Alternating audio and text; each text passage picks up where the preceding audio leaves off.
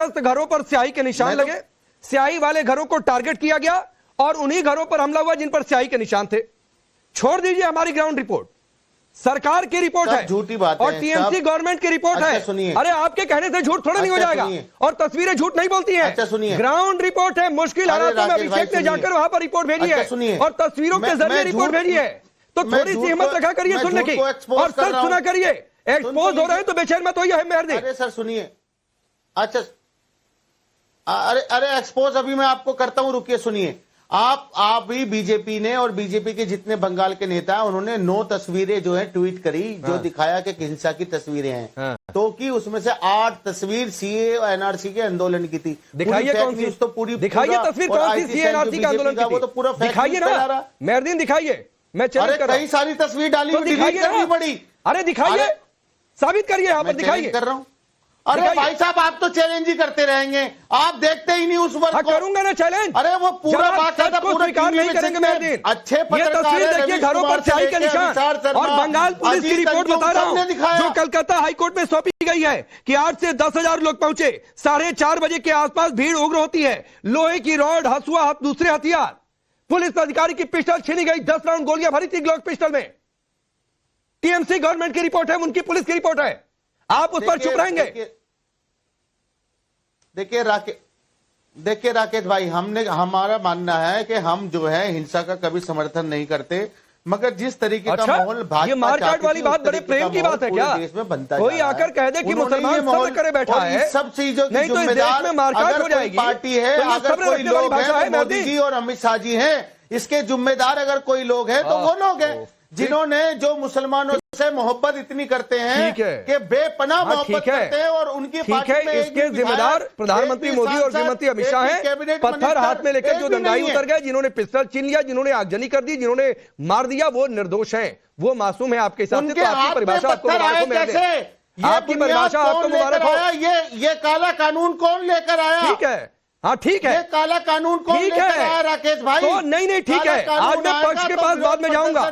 आज जो विरोध में बैठे हुए हैं यहाँ पर लोग, उनके पास सबसे पहले अब फराज किदवई साहब, तो सारा दोष प्रधानमंत्री मोदी का है, सारा दोष गृहमंत्री अमित शाह का है, दोष उन दंगाइयों का, उन पत्थरबाजों का नहीं है। और फिर बंगाल पुलिस की रिपोर्ट भी तो यही कर रही है कि दंगाई कसूरवार है। देखिए राकेश जी, सबसे पहले तो ये है कि मैं आज फिर से बोलूंगा, और आपको ये फ्रेंडली एडवाइस है कि ये मत करिए। अच्छा, देश को ऐसे मत लड़वाइए कि जिस तरह से आप अपने ही शो में दिखा रहे हैं कि एक कम्युनिटी के घर पे, हिंदू भाइयों के घर पे ये हुआ, हिंदू भाइयों को मारा गया। ये जो भी हुआ किसी भी स्टेट में, चाहे उत्तर प्रदेश में हो, चाहे बंगाल में हुआ हो, या किसी भी स्टेट में हो, चाहे महाराष्ट्र में हो, वो गलत है, उसका हम समर्थन नहीं करते हैं। कड़ी से कड़ी सजा मिलनी चाहिए। लेकिन आपसे हाथ जोड़ करके विनती है कि आप ये काम मत करिए। आग में घी मत डालिए राकेश जी, 20 साल बाद आपको शर्मिंदा होना पड़ेगा। ये मेरी राय है, बाकी आपको एक फ्रेंडली एडवाइस मैं भी दे दूं, मैं भी फ्रेंडली एडवाइस दे देता हूं फराज किदवई साहब। सर, सभी समुदायों की बातचीत करिए, एक पक्ष की बात मत किया करिए। एक समुदाय पत्थरबाज, वो बच्चा हो जाता है, वो मासूम हो जाता है, उसके यहां आप लोग पहुंच जाते हैं चेक लेकर मुआवजे का। लेकिन दूसरा पक्ष जहां पर पीड़ित होता है, आपकी जुबान सिल जाती है, तो सर 20 साल बाद आपको एहसास होगा कि ये निगलेक्ट करना आप लोगों को कितना भारी पड़ रहा है। तो एक फ्रेंडली एडवाइस मैं भी आपको दे रहा हूं, अपनी बात पूरी करिए। राकेश जी, ऐसा कुछ नहीं। समाजवादी पार्टी और हमारी पार्टी जो है वो पीडीए के साथ है, और पीडीए वो समाज है जो कि आर्थिक तौर से, सामाजिक तौर से पिछड़ा हुआ है। अच्छा। लेकिन जाहिर सी बात है कि अगर हम पीडीए की बात करेंगे तो आप उसकी बात नहीं करेंगे। ये कौन लोग हैं जो दरगाह के ऊपर झंडा लिए खड़े हुए हैं? इनके ऊपर कब डिबेट करिएगा। ये जो बीड़ में मस्जिद में ब्लास्ट किया था 2 लोगों में, इनका मैं नाम नहीं बताऊंगा क्योंकि मैं आग में घी का नाम नहीं, काम वाला नहीं करूंगा। ये कौन लोग हैं? इनके ऊपर आप शो कब करिएगा? ये असम के मुख्यमंत्री सदन के अंदर बोलते हैं कि आई विल टेक साइड्स, जो कि कॉन्स्टिट्यूशन और संविधान के ऊपर हाथ रख करके कसम खाते हैं। ये कौन लोग हैं जो एक दलित अगर चला जाता है मंदिर के अंदर पूजा करने तो उसका शुद्धिकरण किया जाता है? इस पर कब डिबेट होगी? और सुनिए, आपने प्रधानमंत्री जी के बारे में कहा था, मुझे 20 सेकंड और दे दिएगा। प्रधानमंत्री जी ने लोकसभा के चुनाव में ह्यूमन वॉच की रिपोर्ट पढ़िएगा कि उन्होंने कितनी जो है वो हेट स्पीचेस दी हैं। और बाकी अभी आप क्या बोल रहे थे कि कुछ आप मुझे बयान सुना रहे थे ना, सुकंदा मजमूदार का बयान सुना है? अभी बंगाल से ही आते हैं ना, उन्होंने क्या कहा, आप सुनेंगे या मैं आपको बताऊं? कि जब रैली में चलो अपने कार्यकर्ताओं से तो हाथों में डंडे लेकर के चलो। अर्जुन सिंह ने क्या कहा था, भारतीय जनता पार्टी के जो पूर्व एमपी हैं, गिरिराज सिंह क्या कहते हैं? तो मुझे एक बात बताइए, सुनिए, सुनते अरे रहिए, फराज किदवई साहब मैं सुन ही रहा हूं, तो एक बात बताइए ना, एक बात बताइए, आप जो बातें कह रहे हैं, दरगाह पर कोई झंडा लेकर चला गया, उस पर उस दिन हमने किया था और कार्यक्रम में उसकी चर्चा भी हुई थी, कोई उसको जस्टिफाई नहीं कर रहा, पहली बात। दूसरी बात है, मंदिर पर जाकर कोई हमला कर देता है तो मानसिक रूप से विक्षिप्त बता दिया जाता है। तो सर ये सियासत तुष्टिकरण वाली आप लोगों को मुबारक हो। और रही बात बंगाल से किसी ने गलत कहा तो कोई सपोर्ट नहीं कर रहा, लेकिन भाई जब घर पर स्याही लगाकर हमला हो रहा है तो कोई डंडा लेकर भी ना चले, इसको भी आप गलत बता रहे हैं। विजय शर्मा एक रिप्लाई करिए, फिर मैं कंचना जी, हाँ ठीक है, फिर मैं कंचना जी और नाजी आपके पास आ रहा हूं। विजय शर्मा। राकेश जी देखिए कितनी बेशर्मी की बातें हैं, वहां पिता पुत्र को काटा जा रहा है, दशकों पुराने शिव मंदिरों को तोड़ा जा रहा है, वहां पे तोड़फोड़ की जा रही है। 150 परिवार जिसमें 450 के करीब सदस्य हैं, वो एक स्कूल में शरणार्थी बन के बैठे हुए हैं, जहां बच्चों को स्कूल जाना चाहिए था, और वहां बांस लगा दिए गए।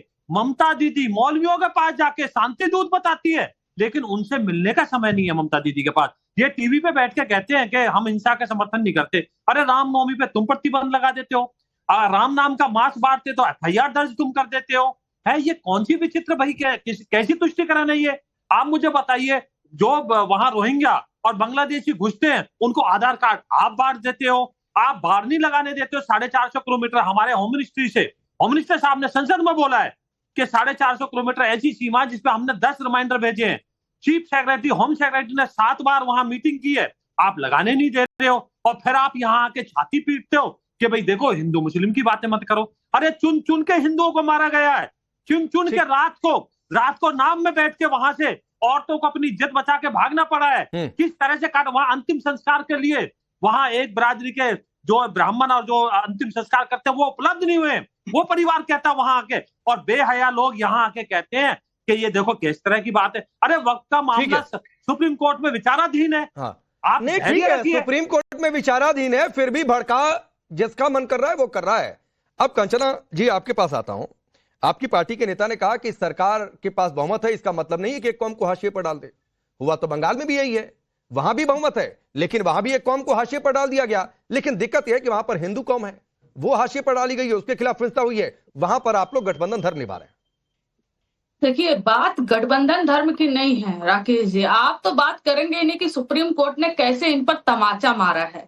वो ठीक है, इन्होंने बेहया पता नहीं क्या क्या शब्द का इस्तेमाल किया, बढ़िया है, आप करिए, लेकिन जो सच है वो सच है। आप अगर इतने ही मुस्लिमों के हितैषी हैं तो मुसलमान कौम आखिर में क्यों सड़क पर निकला हुआ है, क्यों प्रदर्शन कर रहा है? सारे मुसलमान खुश हैं तो इस देश के मुसलमान को प्रदर्शन करने की क्या जरूरत पड़ गई? और दिल्ली में और हर जगह तमाम जगहों पर आपको फोर्स लगाने की क्या जरूरत पड़ गई? क्योंकि मुसलमान कौम तो खुश था। अगर सुप्रीम कोर्ट ने जो टिप्पणियां की हैं ये तो सीधे इनके मुंह पर तमाचा है। अगर इतना ही अच्छा कानून था तो सीधे इनके मुंह पर तमाचा है भाई, उसको आप जस्टिफाई नहीं कर पा रहे हो। आपके अच्छे अच्छे वकील दलील नहीं दे पा रहे कोर्ट में कि आपका कानून कैसे अच्छा था, तो आप सीधे और सीधे से जो पश्चिम बंगाल में लेकर जा रहे राकेश जी ना, हकीकत यह है कि मोदी सरकार यही चाहती थी कि ये सिर्फ बंगाल में नहीं पूरे देश भर में हो इस तरह से हिंसा, ताकि ध्रुवीकरण हो। और जो दंगाई बार बार शब्द कह के आप एक कौम को लेबल करने की कोशिश कर रहे हैं, दंगाई कोई भी हो सकता है, दंगाई कोई भी हो सकता है। सही बात है, बिल्कुल सही बात है कंचना जी, दंगाई कोई भी हो सकता है, हिंदू मुसलमान में से कोई भी दंगाई हो सकता है। आपकी इस बात से मैं 100% सहमत हूं, आपकी इस बात से मैं 100% सहमत हूं, लेकिन एक आपको एडवाइस दे देता हूं, अपनी बात पूरी करिएगा। रुक जाइए विजय जी, रुक जाइए, रुकिए, अभी मैं कंचना जी से मैं बात कर रहा हूं। एक आपको एडवाइस दे देता हूं फराज किदवई साहब की तर्ज पर, और एडवाइस ये है कि अभी मत तय करिए कि तमाचा किसके लिए है, सरकार के लिए है कि विपक्ष के लिए, ये अभी तय मत करिए, क्योंकि अभी बहुत कुछ आना बाकी है सुप्रीम कोर्ट में। अभी 7 दिन का समय है, केंद्र को जवाब दाखिल करना है, ना तो कानून पर किसी तरीके की रोक है ना तो कुछ है। तो अभी दोनों पक्ष किसी को भी किसी के लिए तमाचा ना बताएं, ये एक फ्री एडवाइस है। मैं फिर अपना सवाल रोक है, भ्रमित मत करिए प्लीज। क्या वक्फ बाय यूजर पे स्टे है। हाँ, वक्फ बाय यूजर पर अभी प्रावधान लागू नहीं होंगे, वक्फ बाय यूजर के प्रावधान लागू नहीं होंगे, लेकिन पूरे कानून पर स्टे नहीं है, पूरे कानून पर स्टे नहीं है फराज किदवई साहब। नहीं है स्टे राकेश जी, मैं बता देता हूँ, सुन लीजिए, 2 मिनट का समय दीजिए मुझे, 30 सेकंड का समय दीजिए, मैं इनकी पोल खोल देता हूँ। कोई स्टे नहीं है, मैं सुप्रीम कोर्ट को बता, कितने और कितने चले गए पोल खोल। अरे फरोज जी ऐसी बातें मत कीजिए, हाँ, ये समीक्षा भाषा यहाँ मत यूज कीजिए। आप थोड़ा तहजीब से बात कीजिए। लॉजिक अरे कौन सी भाषा यूज कर रहे हो आप? अरे गुंडई यहाँ मत चलाइए। माननीय सुप्रीम कोर्ट ने क्या कहा?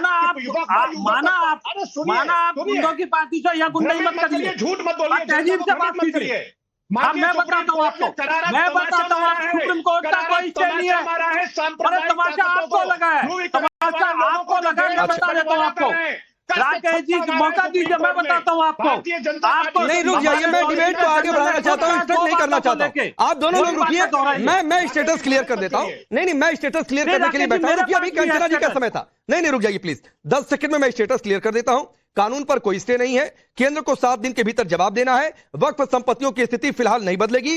फिलहाल वक्फ बोर्ड में कोई नई नियुक्ति नहीं है। वक्फ बाई यूजर के प्रावधान अभी नहीं बदलेंगे, ये स्टेटस है। तो अभी रुक जाइए, हाँ, कानून पर भी किसी तरीके का स्टे नहीं है। आप जाकर आदेश पढ़िए फराज भाई साहब, कहीं आदेश में नहीं लिखा है। केंद्र के स्टेटमेंट को ऑन रिकॉर्ड लिया गया है, कहीं नहीं लिखा गया है कि वक्फ कानून पर संशोधन पर स्टे लग गया है। तो रुक जाइए, अभी रुक जाइए, आदेश पढ़ लीजिए, रुक जाइए प्लीज, दोनों लोग शांत रहेंगे। कंचना प्लीज, जिसका समय वो बोले, मैंने स्टेटस क्लियर कर दिया। अब आप अपने हिसाब से अपने मतलब की बात खोजकर संतुष्ट हो जाइए या खुश हो लीजिए। कंचना जी, मैं फिर सवाल दोहरा रहा हूं और मुझे मेरे सवाल का जवाब चाहिए। क्या बंगाल में हिंदू कौम हाशिए पर गई या नहीं गई? क्या उनको टारगेट किया गया कि नहीं किया गया? क्या उनके खिलाफ टारगेटेड हिंसा हुई कि नहीं हुई? इस देश में सारी कौम ना वो हाशिए पर ही गई हुई है because of Bharatiya Janata party जो सामाजिक ध्रुवीकरण करने की कोशिश की है ना, उनकी कभी मंशा थी ही नहीं कि वक्फ बोर्ड में सुधार हो।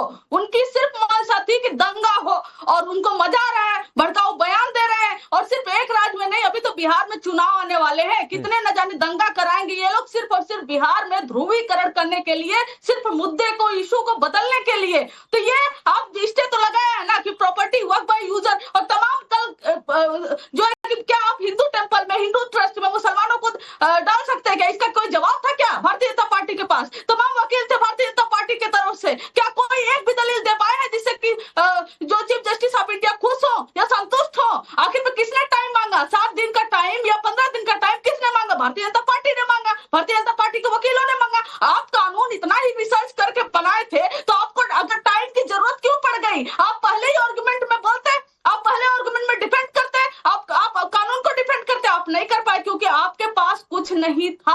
आपकी जो मंशा थी वो यह थी कि कैसे सामाजिक ध्रुवीकरण किया जाए। मुसलमानों का पहले ही आपने फेलोशिप, मौलाना आजाद फेलोशिप छोड़ लिया है, बुलडोजर घर पर चलवाते हैं, और कैसे उनके प्रॉपर्टीज पर नजर आपकी पड़ी हुई है। ये सिर्फ मंशा थी, उस पर चोट लगा है। हिंदुओं पर नहीं बोल पा रही हैं आप, हिंदुओं पर नहीं बोल पा रही। और आपको ये बता दूं, केंद्र सरकार की ओर से खुद ही सॉलिसिटर जनरल ने कहा कि अभी हम कोई स्टेटस चेंज नहीं करने जा रहे हैं।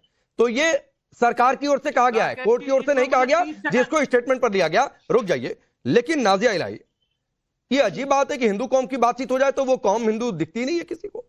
कंचना जी एक बार को नहीं बोलने आई कि हाँ हिंदू कौम जो है बंगाल में खतरे में आ गई, हाँ टारगेटेड हिंसा हो गई है, वहां पर एकदम खामोशी। और बंगाल में हिंसा, अब बिहार में चुनाव है, दोनों को जोड़ भी दे रही है। हिंदू खतरे में बहुत पहले से दिखता है। नहीं, मैं तो बंगाल की बात कर रहा हूँ। बंगाल में भी मुर्शिदाबाद में क्या हिंदुओं को टारगेट किया गया कि नहीं? मेजॉरिटी हिंदू है इस देश में, लेकिन हिंदू खतरे में। कंचना जी मैं आपसे सीधे सवाल करता हूँ, क्या बंगाल में मुर्शिदाबाद में हिंदू टारगेट किए गए नहीं? अंतर है क्या बंगाल में मुर्शिदाबाद में हिंदू टारगेट किए गए कि नहीं किए गए? पहले से पूरे देश भर में हिंदू खतरे में था। हिंदू टारगेट किए गए कि नहीं? मैं पूरे देश की बात नहीं कर रहा हूं, लेकिन मुर्शिदाबाद में जो रिपोर्ट आई और जो सरकार भी मान रही है, वहां पर हिंदू टारगेट किए गए कि नहीं किए गए? हिंदू खतरे में, लेकिन अब वेस्ट बंगाल में हिंदू खतरे में, भारत से सिमट के वेस्ट बंगाल तक। ठीक है नाजिया। राकेश जी, वंदे मातरम, भारत माता की जय। मैं अभी पश्चिम बंगाल में ही बैठी हुई हूँ और पिछले 5 दिन से पश्चिम बंगाल में हूँ और मैंने दौरा किया है मालदा, मुर्शिदाबाद, बनगांव और मिदनापुर का। जिस हिसाब से हिंदू डरे हुए हैं, जय श्री राम का नारा लेने से पहले कतरा रहे हैं।